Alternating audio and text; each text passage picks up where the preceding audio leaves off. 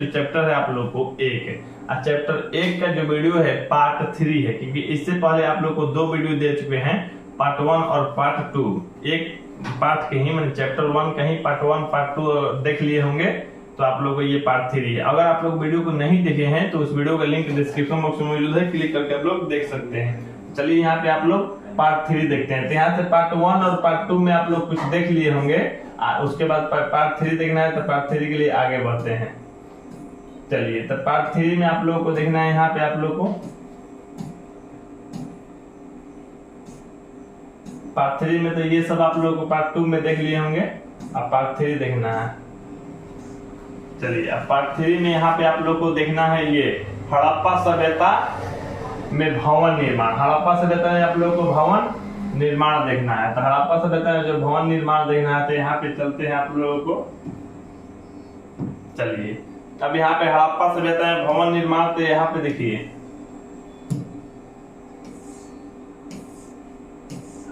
हड़प्पा सभ्यता में आप लोगों को भवन निर्माण आ गया।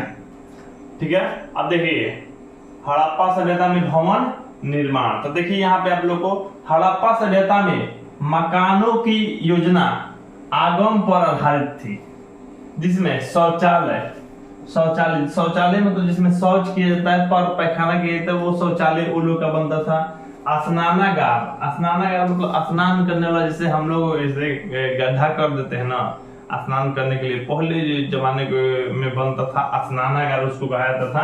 तो स्नानागार भी बनता था, ठीक ना। मतलब इसको इनके तौर पे कही ना कि आजकल के हम लोग स्विमिंग पूल बोलते हैं, उसी टाइप के ये स्नानागार होता था, ठीक ना। यहाँ पे देखिए रसोई घर, शयन कक्ष में बेडरूम में सोने वाला कक्ष होता था, कमरा होता था, आदि के अतिरिक्त अन्य कमरे भी मिले हैं।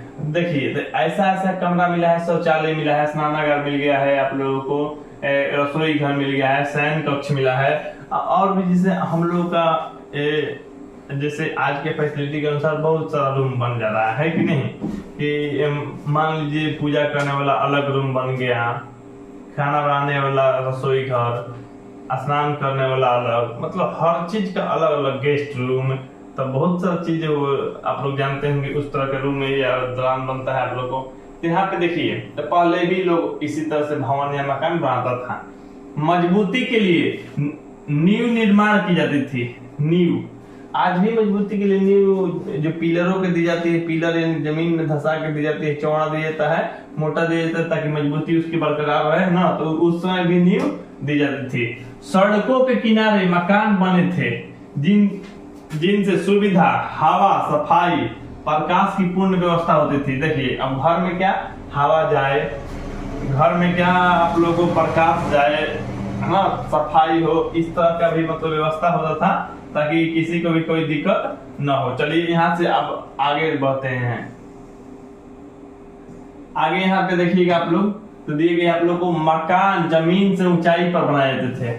मकान जो बना था जमीन से ऊंचाई पर।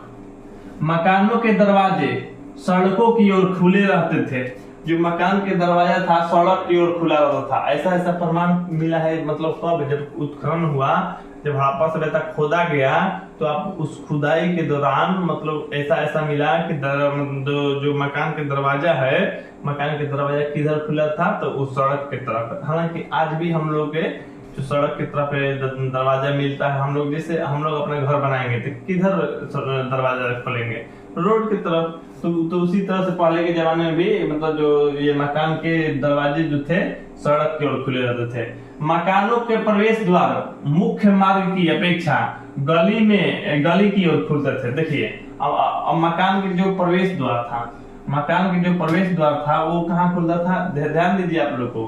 कह देगा मकानों के प्रवेश द्वार मैंने मुख्य मार्ग मैंने मेन रास्ता के छोड़ के गली में खुलता था। कौन? तो प्रवेश द्वार। ये याद रखिएगा, जो प्रवेश द्वार जो है आप लोगों को मुख्य मार्ग में नहीं खुलता था, माने मेन रोड जो होता था ना, मेन रोड, उसमें नहीं खोला जाता था, वो गली में पहले जाता था। जैसे मान लीजिए ये घर हो गया ना, ये घर हो गया, अच्छा इधर से मान लीजिए रोड जाना है, इधर से रोड जाना है, तो ये जो रोड आप लोग को जा रहा है रेड कलर में, चलिए कर देते हैं रोड, ये रोड हो गया आप लोग, ठीक ना। तो ये रोड हुआ, तो रोड पे जाना है, तो यहाँ पे मेन गेट नहीं खोल दिया जाता था, यहाँ से ले जाता था, मान लीजिए दरवाजा बना के, अब यहाँ से दरवाजा बना के इस तरह से गली में ले जाके आप सब इधर इधर खोल देता था। इधर नहीं तो यहाँ से भी गली निकाला जा सकता है, नहीं तो यहाँ से भी गली निकाला जा सकता है, लेकिन डायरेक्ट यहाँ से नहीं, मतलब डायरेक्ट यहाँ से सड़क पे मेन माने प्रवेश द्वार जो था डायरेक्ट एकदम माने मेन मुख्य मार्ग में नहीं खुलता था। तो ये चीज आप लोग को पता होना चाहिए।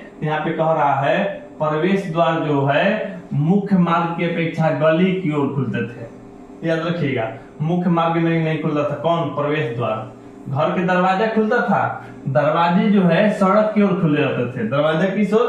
सड़क की ओर। लेकिन जो प्रवेश द्वार था उसमें तो वो क्या था? गली के मैंने ये मुख्य मार्ग की अपेक्षा गली में खुलता था, जिसके कारण बाहरी हलचल, शोरगुल एवं प्रदूषण से सुरक्षित रह रहा होगा।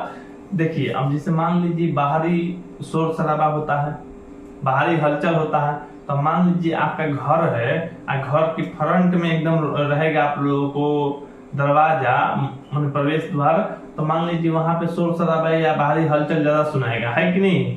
लेकिन अगर मान लीजिए आपका घर का जो गली में मुड़ के आएगा मुख्य द्वार, तब आप लोगों को तो उस तरह से क्या होगा? शोर शराबा और हल्ला गुल्ला जो है बहुत कम सुनाएगा। तो ये भी उन लोगों को फायदा हुआ करता था, ठीक ना। सड़कों के किनारे किनारे पानी की निकासी के लिए नालियां बनी होती थी। अब सड़क के किनारे किनारे क्या बन जाता था? नाली बन जाता था, ठीक ना। हालांकि नाली और सड़क के बारे में अभी तुरंत क्या मतलब इससे पहले वाला जो वीडियो दिया था उसमें बता दिए थे आप लोगों को। नालियों को ढकने की व्यवस्था होती थी। नाली होता था। अब जल निकासी, जैसे मान लीजिए हम लोग का घर है तो घर में हम लोग बर्तन धो रहे हैं, कपड़ा धो रहे हैं, स्नान कर रहे हैं, तो ये सब जल निकासी रहना चाहिए ना, पानी निकलना चाहिए। तो नाली होता था, नाली उस जमाने में भी होता था, नाली को जो है ढकने की व्यवस्था होती थी। हम लोग को आज के नाली जो है ढका जा रहा है, लेकिन आज से 10 वर्ष पहले अगर बिहार की स्थिति पूछते हैं आप लोग तो नाली ढका नहीं जा रहा था। लेकिन उस जमाने में उतना 1000 वर्ष पहले के जमाने में नाली ढकाता था। तो ऐसे ही नहीं है, सिंधु घाटी सभ्यता बहुत प्रचलित, बहुत फेमस है, आप लोगों को ये जान लीजिए, ठीक ना। आज के 10 वर्ष अगर बिहार में पता करिएगा 10 वर्ष पहले तो नाली नहीं ढकाता था, अब तो सब ढका रहा है, ठीक ना। नालियों को फर्श से ढका जाता था। नालियों में थोड़ी थोड़ी दूर पर शोषक कूप लगे रहते थे जिसमें गंदगी रुकी रहती थी। पक्की ईंटों का प्रयोग बहुत अधिक मात्रा में किया जाता था। पक्का ईंट का प्रयोग किया जाता है। ईंट तो आप लोगों को बाद में अभी 1921 में ईंट निकाला गया। आप लोगों को ईंट जो है 1921 में हड़प्पा सभ्यता जो खुदाई की जा रही थी तो उसमें आप लोगों को निकाला गया ईंट, ठीक ना। चलिए यहाँ पे आप लोग आगे बढ़ते हैं। चलिए यहाँ पे आप देखिए, आप लोग यहाँ पे देखिए, आप लोग को हड़प्पा सभ्यता में सार्वजनिक भवन, जैसे मतलब सार्वजनिक भवन क्या होता है आप लोग को? जैसे मान लीजिए आप लोग को सामुदायिक भवन या कोई मंदिर या कोई जैसे कुछ कब्रगाह या मतलब बहुत तरह होता है ना, तो ऐसा ऐसा जगह जो है सार्वजनिक है, सामुदायिक है कि नहीं है? तो उसी जो मैं सबके लिए है, ठीक है। जैसे स्कूल है तो स्कूल सबके लिए है, सामुदायिक भवन है सबके लिए, मंदिर है सबके लिए। तो ऐसा ऐसा कुछ चीज जो सार्वजनिक हो मैं सब लोग यूज कर सकते हैं ना। तो हड़प्पा सभ्यता में सार्वजनिक भवन, सार्वजनिक मैंने जैसे साभा भवन के साभा भवन जो होता है, साभा होता है, सब लोग मीटिंग करता है, तो वहाँ भी सामुदायिक होता है या सार्वजनिक होता है, सब लोग जा सकते हैं वहाँ पे। अब देखिए सिंधु घाटी सभ्यता को 2 भागों में विभाजित किया गया है, जिसके ऊपरी हिस्से में सार्वजनिक भवन एवं निचले हिस्से में व्यक्तिगत आवास बने होते थे। देखिए अगर आप लोग सिंधु घाटी सभ्यता के जो भवन के आधार में बांटिएगा तो 2 भाग में बांटिएगा। एगो क्या है? तो एगो है जो आप लोग ऊपरी हिस्सा बनता था, जो ऊपरी में हिस्सा बनता था सार्वजनिक, जैसे ऊपरी हिस्सा मैंने खाला में नहीं बनता था, ऊंचाई पे बनता था, ऊंचास पे बनता था ना। तो ऊंचास पे जो बना हुआ है मैंने ऊपरी हिस्सा रही तो ऊपरी हिस्सा सार्वजनिक है। क्या है? सार्वजनिक है। ऊपरी हिस्सा सार्वजनिक भवन है और निचली हिस्सा जो है व्यक्तिगत मतलब पर्सनल घर है, किसी न किसी के घर रहता था। तो निचले भवन में पर्सनल घर होता था, लेकिन सार्वजनिक भवन जो है उचले हिस्सा पे बना होता था, ठीक ना। अब यहाँ पे देखिए उत्खनन में सार्वजनिक या राजकीय भवनों के अवशेष मिले हैं। उत्खनन माने खुदाई हुआ है तो सार्वजनिक और राजकीय भवन का अवशेष मिला है। यह अवशेष मोहनजोदड़ो से मिला है, जो 70 मीटर लंबा, जो अवशेष मिला है 70 मीटर लंबा, 24 मीटर चौड़ा। यह इस स्मारक उस काल की संपन्नता का परिचय है। तो यहाँ पे देखिए, यहाँ पर ही 71 मीटर लंबा व इतना ही चौड़ा वर्गाकार कक्ष के अवशेष प्राप्त हुआ है, जिससे 20 स्तंभ हैं। 20 गो स्तंभ मैंने पाया है, मैंने पिलर है, 20 गो पिलर वाला आप लोगों को वर्गाकार कक्ष मिला है। अब सोचिए इतना बड़ा बड़ा घर बना दो था लोग, 71 मीटर लंबा। अब 71 मीटर लंबा आप लोग समझ रहे हैं, जैसे आप लोग कहीं ना कि एक फील्ड के बराबर, जैसे आप लोग छक्का मारते हैं ना, तो जैसे 70 मीटर 71 मीटर 80 मीटर जाता है ना छक्का लंबा, उतना बड़ा भवन बनाता था ये लोग। अब सोचिए तो ये इतना बड़ा भवन, सार्वजनिक भवन बनाता था, जिसमें यहाँ 20 गो स्तंभ 20 गो पिलर रहता था। तो ऐसा ये लोग भवन बनाता था पहले के। ये बहुत ही सुखी और संपन्न ये प्रणाली है।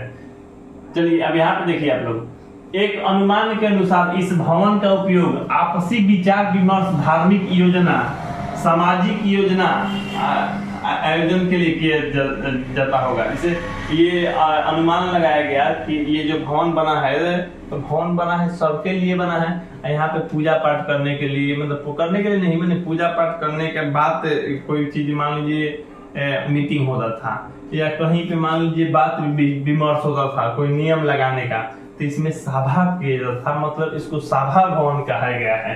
ठीक ना। अब देखिए हड़प्पा सभ्यता में विशाल स्नानागार, मतलब स्नान करने वाला जो हड़प्पा सभ्यता में मिला है विशाल स्नानागार, उसके बारे में पढ़ते हैं आप लोग को। तो यहाँ पे आगे देखिए, ये जो टॉपिक है आप लोग को हड़प्पा सभ्यता में विशाल स्नानागार। तब देखिए स्नानागार का जलाशय किलो में स्थित था, 11.88 मीटर लंबा। जो एक स्नानागार है वो मैंने किला के अंदर रहता था। स्नानागार किला के अंदर मैंने ऐसे स्नानागार के जो जलाशय क्या, मैंने जो जल में पानी रहेगा तो किला में स्थित होता, किला के अंदर अंतर्गत होता था। ये 11.88 मीटर लंबा, लगभग 12 मीटर ना लंबा, 7 मीटर के आसपास चौड़ा है ना, 2.43 मीटर गहरे, यहाँ पे गहरा लिखा गया है गहरे। इसके तल में सीढ़ियां बनी हुई थी, मतलब उतरने के लिए सीढ़ी। आजकल देखे होंगे छठ घाट है, नहीं तो स्विमिंग पूल जैसा स्नानागार देखे होंगे, तो ये क्या था, सीढ़ी उतरता था। ठीक ना। और उसी सीढ़ी के सहारे जो जाके लोग वहां पे नीचे में स्नान करता होगा। यह सीढ़ियां पक्की ईंटों से बनाई गई थी। जो सीढ़ी बनाया गया है पक्का ईंटा से बनाया गया है। आप लोग देखिए, आप लोग फिल्म देखिएगा मोहनजोदड़ो, उसमें कुछ चीज ऐसी व्यवस्था देखिएगा जो कि आप लोगों को जैसे ये पाठ में पढ़ना है उसी तरह की व्यवस्था उसमें भी दिखलाया गया है। स्नान कुंड के चारों ओर कमरे बने हुए हैं, कमरा बना है, और बरामदे में भी बनाए गए हैं। स्नान कुंड के कमरे के समीप एक कुआं बना है, यहाँ पे कुआं हो गया, कुआं बना है जिससे पानी कुंड में आता है। देखिए अब पानी कुंड में कैसे आता है, आप लोग से पूछ दे कि जो हड़प्पा सभ्यता में विशाल स्नानागार है, तो उस कुंड में पानी कहाँ से आता था? पहले तो नल, बोरिंग, मोटर, इंजन नहीं खोजा गया था, तो वहां पे क्या किससे आता था, तो जो पानी जो है कुंड में आता था। ये कैसे, तो कुआं बना हुआ था, तो वहां पे कुआं बगल में बना था, तो समीप में क्या होता है बगल में, तो बगल में कुआं बना था, और उस कुएं से ही मैंने इस कुंड में पानी आता था। और कुंड के गंदे पानी की निकासी एक अन्य दरवाजे मैंने द्वार बनाया गया था, उसी के द्वारा की जाता था। गंदा पानी फिर बड़ी नालियों के माध्यम से शहर से बाहर निकाल दिया था। जैसे देखिए मान लीजिए आप लोगों को पता है मोहनजोदड़ो शहर ही था, हड़प्पा सभ्यता ही शहरी व्यवस्था था, जहाँ पे सब व्यवस्था रहता है वहीं पर लोग जाके बसता है। तो यहाँ पे लोग आके बसा था, गाँव बसा लिया था, शहर बसा लिया था, तो यहाँ पे हर चीज विकसित सभ्यता था। ये नगरीय सभ्यता था। प्रश्न भी आप लोग से पूछेगा तो नगरीय सभ्यता, ठीक ना। अब देखिए जिस स्नानागार है, जैसे स्नान करने के लिए है, तो वहां पे गंदा भी होगा पानी, तो उसके लिए एक दूसरा द्वार या दरवाजा बना कर रखता था, वहां से निकासी कर देता था बड़ा नली में, बड़ा नली से शहर से बाहर ले जाके कहीं पे उसको मैंने कहीं की बहवा देता था, अपघटित कर देता था, इस तरह से। चलिए अब यहाँ पे देखिए स्नानागार की दीवारों के निर्माण में सीलन से बचने के लिए, सीलन जैसे मान लीजिए हम लोग क्या करते हैं, जैसे दीवार जो होता है ना धूल होके झड़ने लगता है, तो उसको हम लोग कहते हैं ना कि ये नूनी लग गया, नूनी लग गया, इस तरह दीवार झड़ते है, तो उसी तरह सीलन कहते हैं। सीलन से बचने के लिए डाबर या तारकोल का प्रयोग किया जाता था। डाबर या तारकोल लगा देते थे जिससे सीलन नहीं पकड़ेगा, माने वो बालू बन के गिरेगा नहीं, झड़ेगा नहीं। पूरे स्नानागार में 6 प्रवेश द्वार होते थे। कितने प्रवेश द्वार? 6 को प्रवेश द्वार होता था। स्नानागार में गर्म पानी की व्यवस्था भी होती थी। स्नानागार में गर्म पानी की व्यवस्था किया जाता था ताकि माने जो विशेष था उसमें वो स्नान कर सके गर्म पानी से, है कि नहीं। अब उसके बाद देखिए आप लोग यहाँ पे नोट में इस स्नानागार के बारे में अमिस्ट मैके कहते हैं कि यह स्नानागार पुरोहित के स्नान के लिए बनाया था। पुरोहित जो पुरोहित होता था उसके लिए बना दिया गया था। तो खैर आप लोग को इस वीडियो में इतना ही रहने देते हैं। अगले वीडियो में आप लोग को अन्न भंडार के बारे में बताएंगे।